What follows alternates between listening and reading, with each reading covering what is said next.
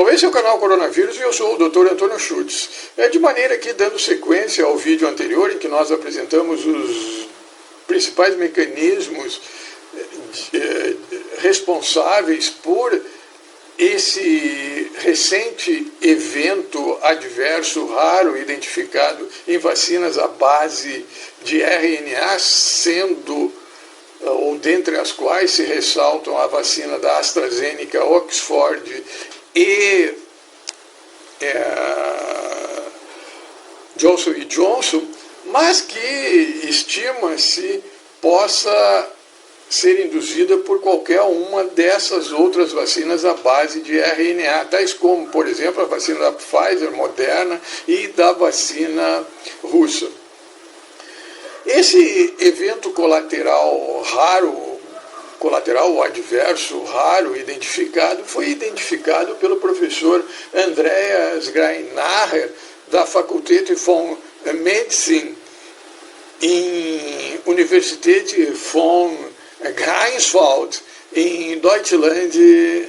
na Alemanha. De maneira que o professor Greinacher, estudando um grupo de 9 pacientes, preponderantemente constituído por mulheres, identificou esse efeito colateral que se manifestava do 3º ao 10º dia, em que a sintomatologia inicial era basicamente a dor de cabeça, dor abdominal e dor nas costas, em que, submetido à tomografia, se identificava a presença de trombose em nível cerebral, em nível do complexo portal e também em nível dos vasos localizados na região das costelas desses pacientes, que não raramente evoluía para a morte em torno do 11º, 12º dia após a manifestação dessa sintomatologia inicial, que ocorria entre o 3º e o 5º dia. Isto posto, o professor Andreas tentou elucidar esse mecanismo envolvido nesse efeito colateral raro e chegou à conclusão, por meio da utilização de testes imunológicos, que ocorria relativamente a esse efeito colateral raro algo semelhante ao que ocorria na trombocitopenia induzida pela heparina, onde a heparina se conjugava, se unia ao fator 4 plaquetário, formando um imunocomplexo entre a heparina e o fator 4 plaquetário, em que esse imunocomplexo se depositava na superfície plaquetária, atuava como um autoantígeno, induzindo o sistema imune, a resposta do sistema imune a produzir autoanticorpos dirigidos contra esse antígeno localizado na superfície plaquetária, promovendo a destruição, a fagocitose desse complexo imune constituído pela heparina mais o fator 4 plaquetário por monócitos e macrófagos. O professor Andreas e o seu grupo identificou que, em relação a esse efeito colateral das vacinas, também ocorria algo semelhante à formação desses imunocomplexos, contudo, com a substituição da heparina por poliânions presentes nos constituintes dessas vacinas, dentre os quais fragmentos do RNA, fragmentos do DNA, estruturas, ou melhor dizendo, compostos estabilizantes dessas vacinas, e os próprios vetores virais poderiam induzir essa formação desses complexos também com o fator 4 plaquetário, induzindo a formação de autoanticorpos dirigidos contra esses imunocomplexos, constituído agora por esses poliânions de origem vacinal, com a destruição da superfície plaquetária, diminuição e, consequentemente, diminuição do número de plaquetas e associados a essa trombose em decorrência também da ativação das plaquetas e de outros mecanismos de coagulação que determinam a formação desses trombos em nível cerebral, em nível abdominal e das costas, resultando na morte de um número considerável de pacientes. Isto posto e considerando que a terapia empregada no tratamento desse efeito colateral adverso, assim como da trombocitopenia induzida pela heparina, consiste na administração de anticoagulantes não heparínicos, corticosteroides e imunoglobulina. De maneira que, analisando os mecanismos de ação da ivermectina, alguns desses mecanismos de ação da ivermectina, eu entendo que a ivermectina possa ser utilizada tanto na prevenção como no tratamento desse efeito colateral raro identificado nessas vacinas. E você se interessou e quer saber quais são esses mecanismos, eu aconselho você a continuar assistindo esse vídeo. Feitas essas considerações introdutórias, em tela nós apresentamos as referências bibliográficas que nós utilizamos para esse estudo dessa trombocitopenia imune vacinal que tem sido detectada como um efeito colateral raro associado às vacinas à base de RNA, dentre as quais se ressaltam as vacinas da AstraZeneca, Oxford e da Johnson & Johnson. Contudo, admite-se que as vacinas à base de RNA, as outras vacinas, dentre as quais a Pfizer, Moderna, a Sputnik V russa, também induzam esse mesmo efeito colateral. E o trabalho que detectou esse efeito colateral, ele é mencionado em tela e é do professor Andreas Greinacher, da Universität Medicine Greifswald, em Deutschland, na Alemanha, cuja referência bibliográfica é mencionada em tela e cujo arquivo em PDF pode ter o seu download. O professor Greinacher estudou esse efeito colateral, essa trombocitopenia de natureza imune vacinal associada à trombose, que se assemelha à trombocitopenia induzida pela heparina, em 9 pacientes, melhor dizendo, que não haviam ingerido, em que não se havia administrado a heparina. Posteriormente, esse estudo do professor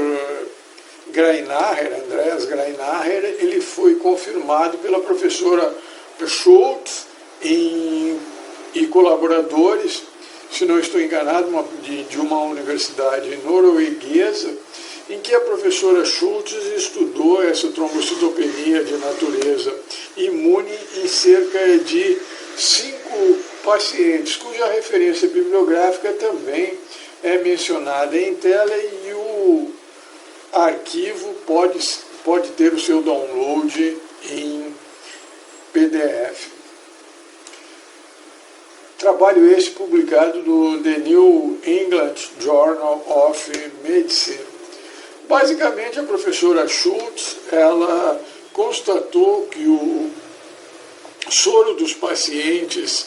portadores dessa trombocitopenia imune vacinal, eles apresentavam, todos os 5 pacientes apresentavam um índice, uma quantidade elevada de autoanticorpos dirigidos contra os complexos constituídos pelo fator 4 plaquetários e poliânions constituintes dessas vacinas. anticorpos esses, reação essa que era neutralizada pela presença de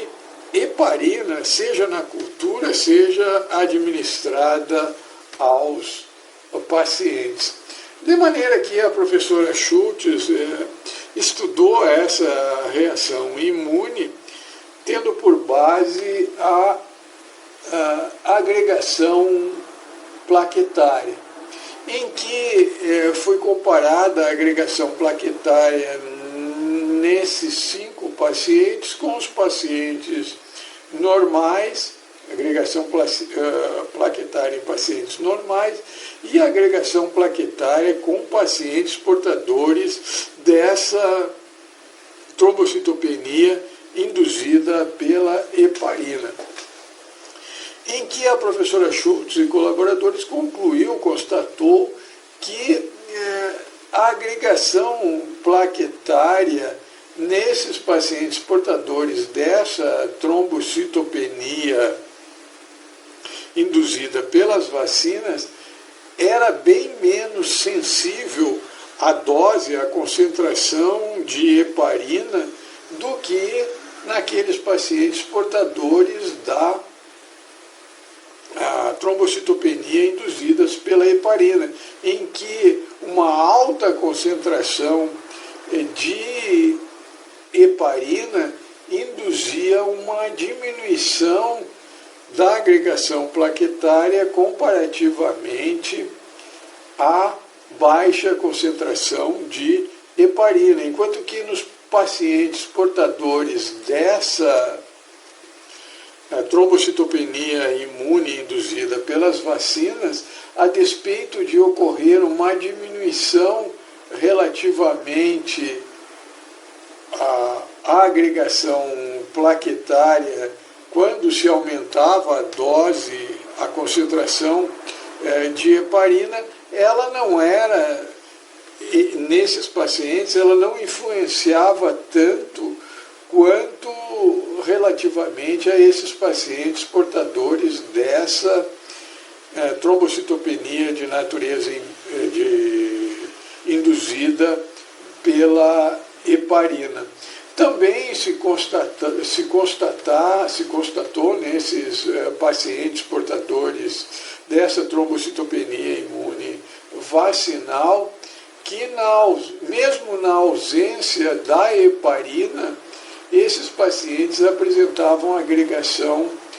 plaquetária, o que não ocorria relativamente aos pacientes que apresentavam essa trombocitopenia induzida pela heparina. De maneira que esse perfil semelhante relativamente à trombocitopenia induzida pela heparina levou os autores a concluírem que, a despeito da semelhança relativamente à agregação plaquetária, eram entidades patológicas distintas.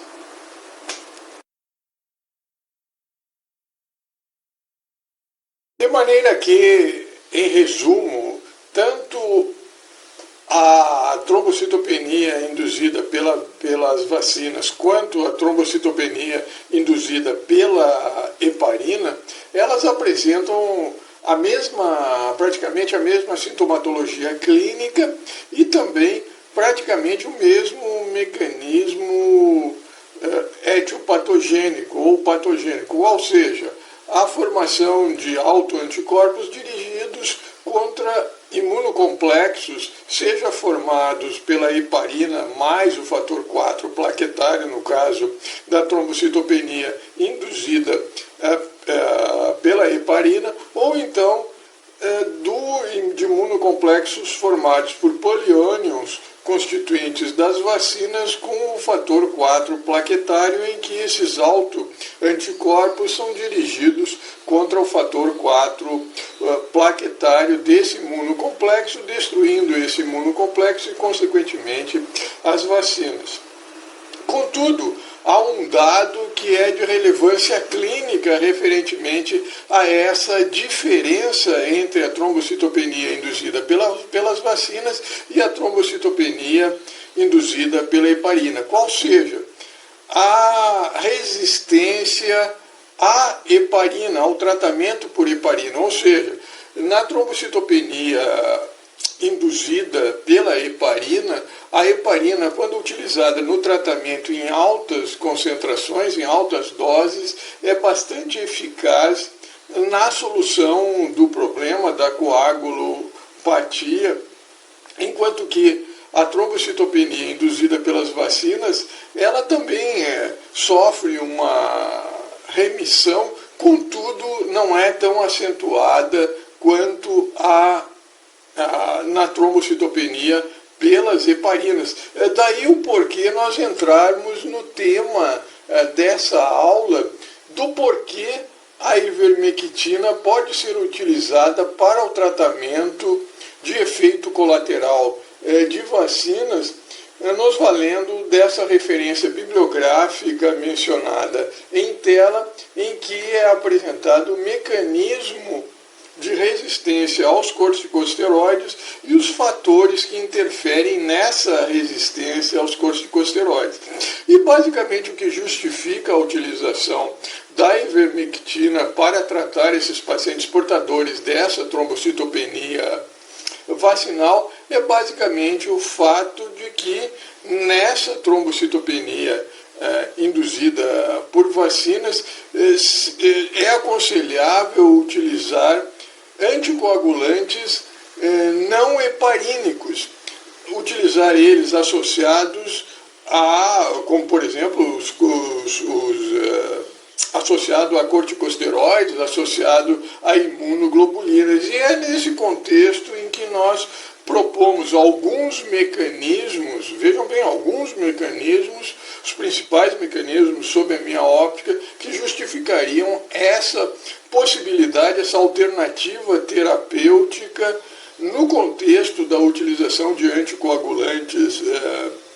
não heparínicos e também a associação com os corticosteroides da ivermectina. Basicamente, a ivermectina ela inibe a resistência de medicamentos, especialmente em pacientes com comorbidades utilizadas no tratamento dos efeitos colaterais raros induzidos por vacinas. Então, é basicamente essa a justificativa para se utilizar a ivermectina no tratamento de pacientes portadores dessa trombocitopenia induzida pelas vacinas. Contudo, antes de nós adentrarmos nesse tema referentemente a esse mecanismo, é importante que nós compreendamos como funciona o mecanismo de ativação dos receptores para os glicocorticoides. Basicamente, os receptores para os glicocorticoides eles se encontram em nível do citoplasma celular, acoplados a um complexo enzimático denominado chaperona. Esse complexo enzimático denominado de chaperona, ele é constituído por algumas proteínas, ou proteínas como a proteína HSP90, HSP70, que tem justamente por função determinar a forma ideal desse receptor, de maneira que o ligante, ao se acoplar nesse receptor GR, receptor para os glicocorticoides, ele induza nesse receptor a sua atividade máxima. E basicamente essas chaperonas, é importante ressaltar que essa atividade desse receptor para os glicocorticoides depende da fosforilação. Ela apresenta 5 centros de fosforilação, dos quais 3 são ativados mediante a ligação por esse ligante, de maneira que essas chaperonas, assim que eles assim que ocorre essa fosforilação desses receptores, essas chaperonas, elas diminuem essa fosforilação para um nível basal. Posteriormente, esse complexo chaperona ele se desliga desse receptor glicocorticoide, de maneira que esse receptor glicocorticoide, esse ligante associado ao receptor se migra em direção ao núcleo. Ao atingir o núcleo, esse complexo constituído pelo ligante mais o receptor, ele é identificado por uma área de localização no interior do DNA, de maneira a ativar e desativar determinados genes. Basicamente, esse elemento de reconhecimento dos glicocorticoides em nível nuclear, ele ativa os genes com atividades anti-inflamatórias e, por outro lado, ele induz a inativação de genes com atividade pró-inflamatória. E também a penetração desse complexo ligante receptor glicocorticoide para o interior do núcleo determina também a atração de uma molécula denominada de HDMC2, de maneira que essa proteína se liga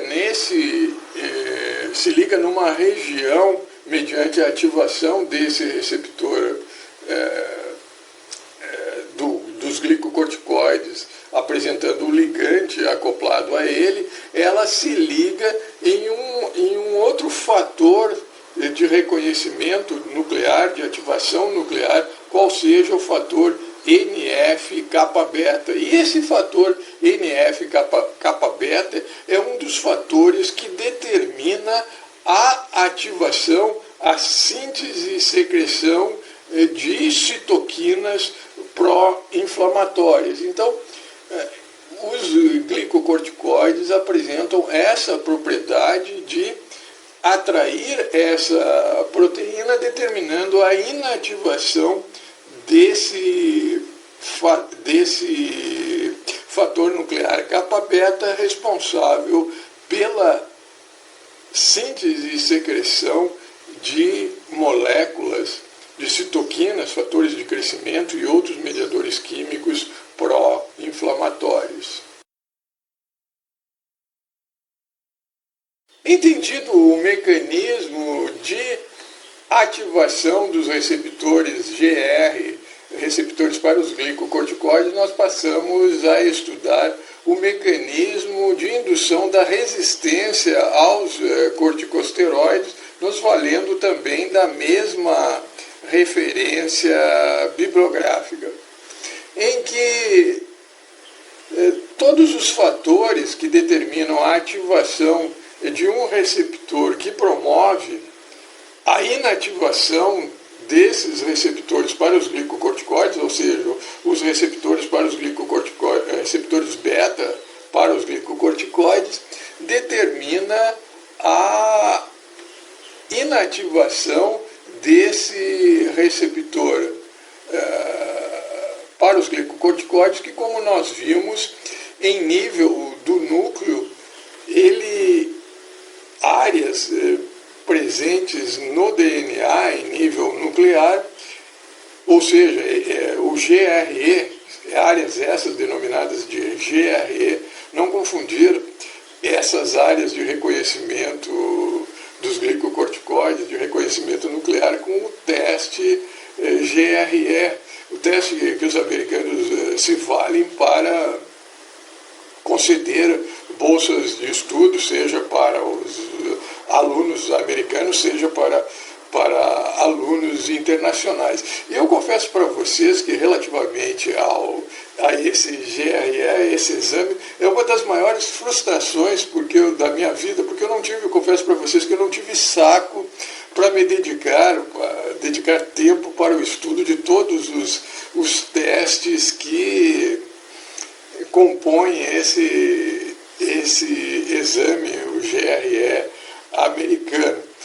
Eu confesso que só estudei alguns deles, os que me interessavam. Mas eu confesso que você gastar um tempo no estudo desses para prestar esse exame e no final das contas o rabino lá programar o computador para você tirar metade do valor que realmente o seu conhecimento indica, porquanto você não recebe bolsa da CAPES, do CNPq, de nenhuma instituição, você não tem vínculo com o meio universitário, é complicado. Então eu optei por não concluir o estudo, por assim dizer. Mas, basicamente, os fatores que determinam a ativação desses receptores, que no caso da resistência aos glicocorticoides, aos corticosteroides, é elevada, são basicamente aqueles, tais como, por exemplo, os superantígenos, os alérgenos, os produtos tóxicos derivados do oxigênio, ou então a ativação de células imunes, que determina também a ativação de rotas metabólicas que resultam na inativação desses receptores para os glicocorticoides, cujo sinal negativo indica essa inibição. E nesse contexto dessa ativação e inativação desses receptores dos glicocorticoides, relacionado no contexto da resistência de alguns pacientes, como por exemplo pacientes portadores de comorbidades, asmáticos, fumantes, a ivermectina ela apresenta potencial para determinar a ativação, aumentar o efeito dos corticosteroides, porquanto ela inibe um dos fatores, o fator nuclear kappa-beta, que é um dos fatores nucleares de síntese, de ativação das rotas metabólicas de genes responsáveis pela síntese e secreção de citoquinas, fatores de crescimento e outros mediadores químicos pró-inflamatórios. Também nesse contexto dessa ativação e inativação no caso da resistência aos corticosteroides, a ivermectina ela apresenta uma propriedade anticancerosa que guarda relação não somente com a ativação desses receptores, mas também com a inibição da proliferação celular, qual seja a influência que a ivermectina o potencial que ela apresenta para inativar proteínas denominadas HSPs, ou seja, proteínas do choque térmico, que constitui esse complexo chaperona, que, como nós vimos, a função básica desse complexo chaperona é diminuir a fosforilação em nível basal. E quando isso ocorre, quando essa fosforilação, essa diminuição ocorre acentuadamente, ou então essa fosforilação ocorre em excesso, ocorre tanto a inativação desses receptores para os glicocorticoides, como também a indução da proliferação celular, da ativação de oncogenes que determinam tanto a inativação dos receptores para os glicocorticoides, como o aparecimento do câncer, a proliferação exacerbada das células. E, basicamente, a ivermectina, por inibir particularmente duas HSPs, duas proteínas do choque térmico, qual seja as HSPs 90 e 70, a ivermectina é capaz de promover tanto a inibição da proliferação celular, por inibição dessa HSP 70, quanto também a ativação desses receptores para os glicocorticoides, porquanto um dos mecanismos que guardam relação com a inativação desses receptores para os glicocorticoides é justamente a ativação de uma rota metabólica oncogênica indutora da proliferação celular, denominada de rota metabólica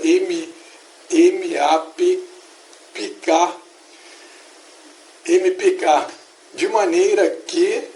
essa inativação dessa rota oncogênica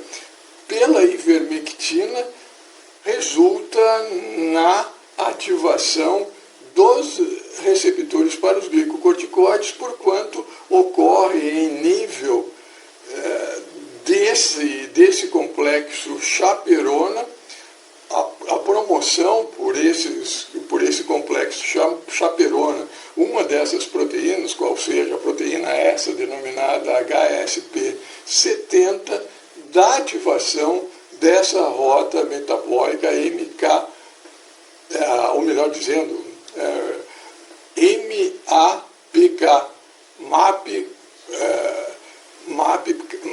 MAPK, de maneira que, ao inativar essa rota, a ivermectina, ressalto novamente, ativa os receptores para os glicocorticoides e, ao mesmo tempo, inativa a proliferação celular,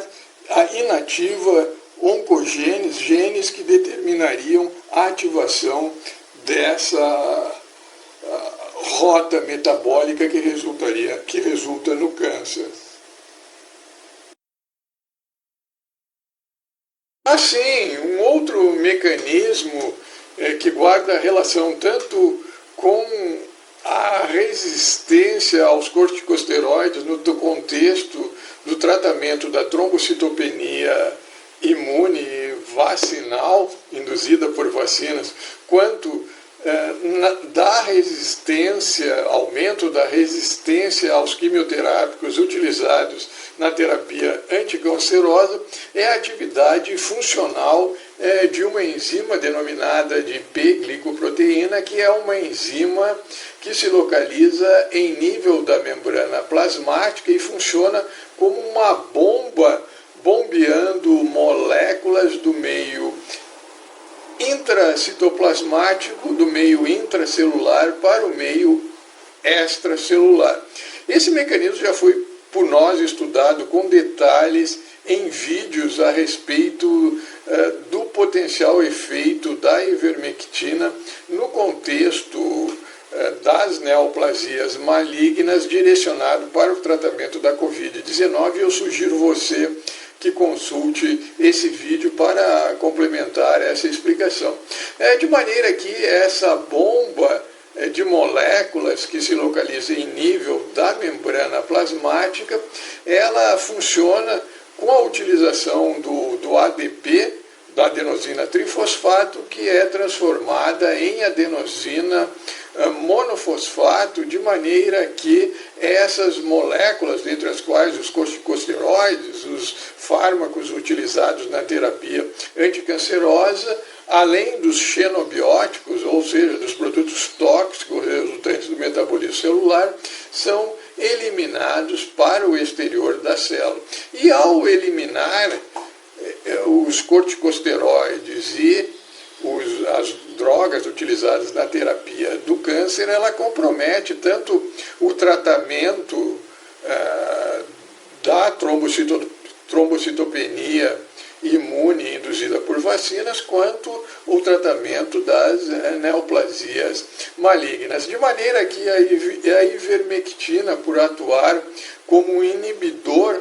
dessa enzima, da atividade catalítica dessa enzima, ela pode potencializar tanto o tratamento, apresentar um efeito sinérgico relativamente aos corticosteroides, no tratamento dessa trombocitopenia de natureza imune induzida pelas vacinas. Ressalto novamente o número reduzido de casos até o momento detectados, bem como aumentar a efetividade, apresentar um efeito sinérgico também relativamente ao tratamento anticanceroso. Dando sequência do porquê a ivermectina pode tratar o efeito colateral de vacinas, nós relembramos que a ivermectina apresenta a propriedade ionófora de potencializar medicamentos utilizados para tratar o efeito colateral raro induzidos por vacinas, ou seja, potencializar o efeito dos corticosteroides que são utilizados no tratamento dessa trombocitopenia imune de origem vacinal. De maneira que nós lembramos a referência bibliográfica que nós utilizamos para estudar essa propriedade ionófora da ivermectina, que já foi por nós estudados em vídeos anteriores e que eu sugiro você a relembrar esses mecanismos que nós, de uma maneira bastante sucinta, apresentaremos no contexto da prevenção e do possível tratamento da trombocitopenia imune vacinal. De maneira que nós lembramos esse mecanismo que foi proposto pela professora Riso, Emanuele Riso, se não estou enganado, de uma universidade italiana, em que a professora Emanuele Riso, ela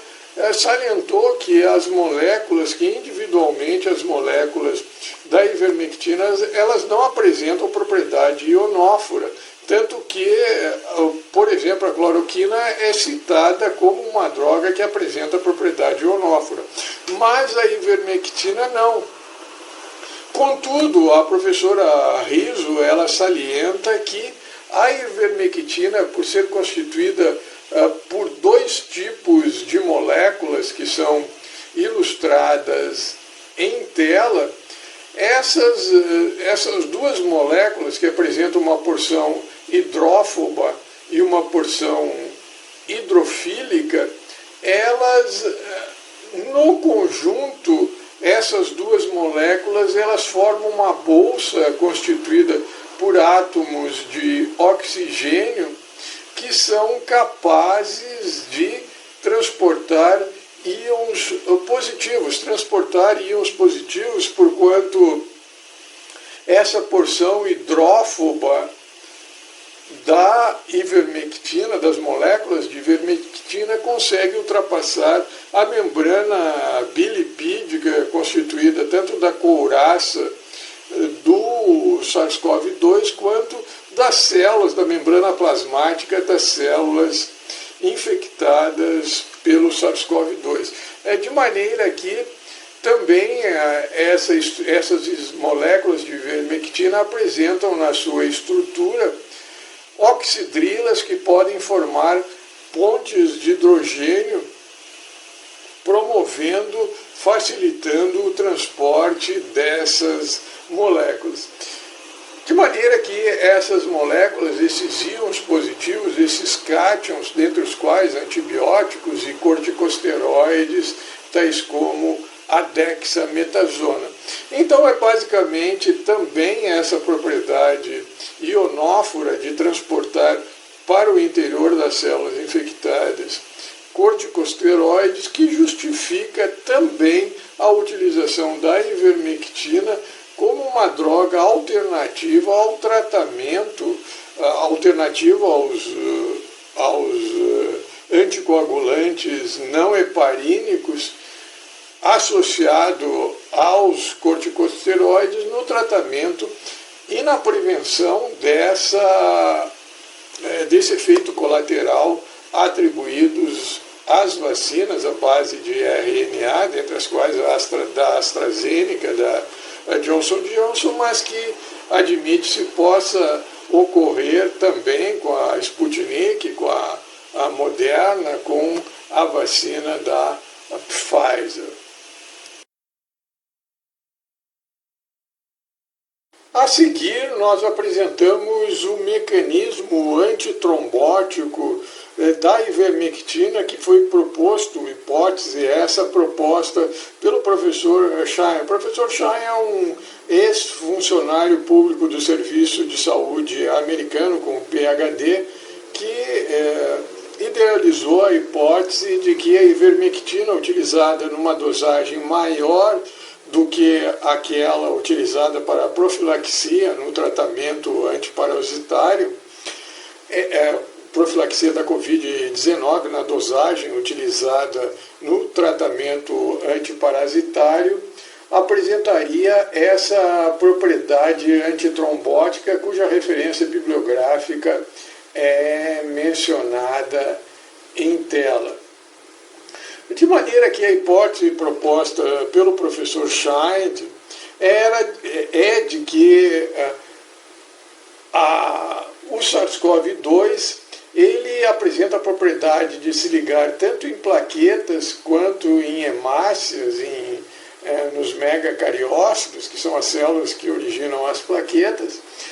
de maneira que ele forma uma ponte de ligação entre a hemácia e as plaquetas que vão se acumulando e formando o trombo. E essa hipótese proposta pelo professor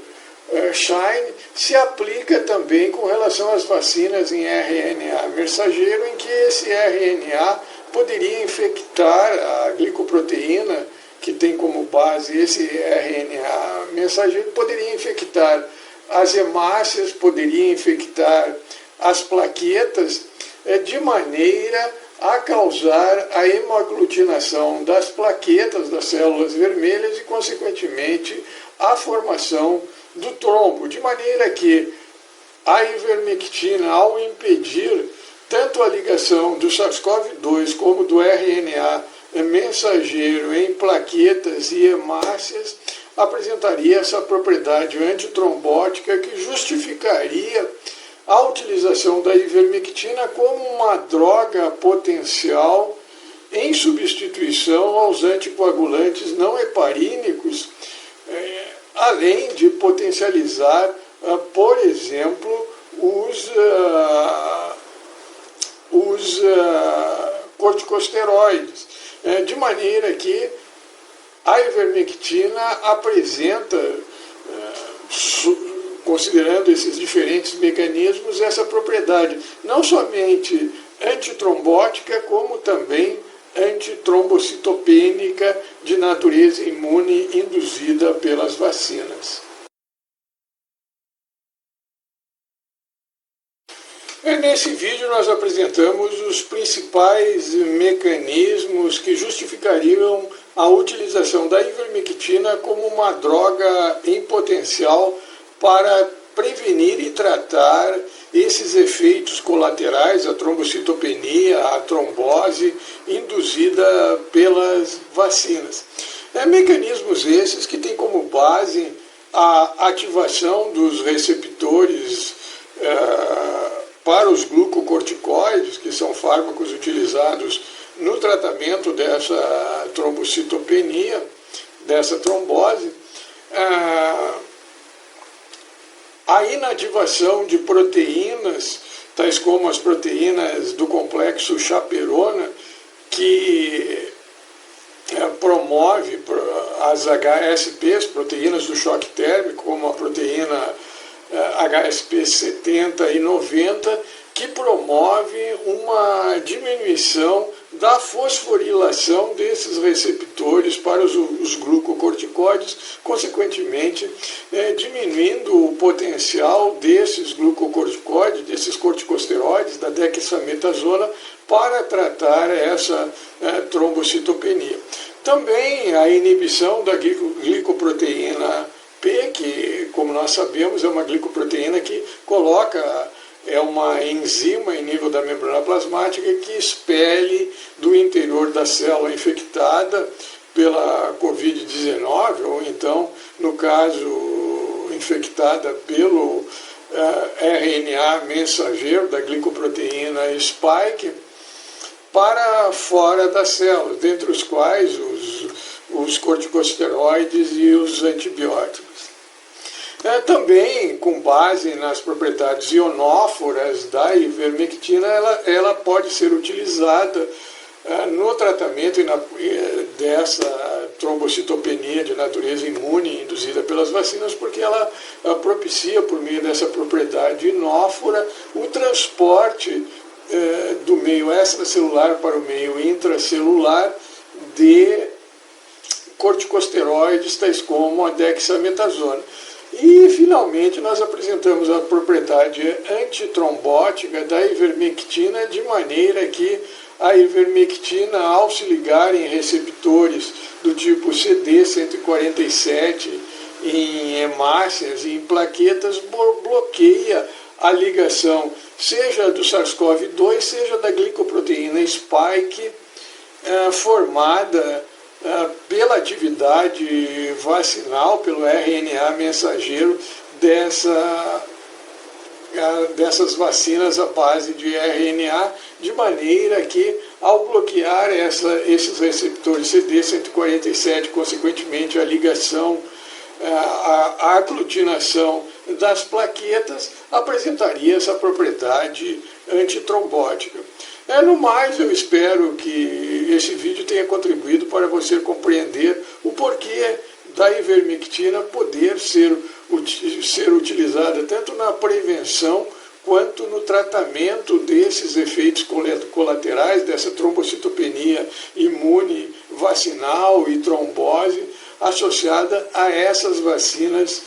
à base de RNA, seja por meio de vetores ou não vetores. Por meio de vetores, tais como a vacina da AstraZeneca Oxford, a vacina russa, ou não vetorial, tais como, por exemplo, a vacina da Pfizer e da Moderna. No mais, nos vemos no próximo vídeo e um grande abraço.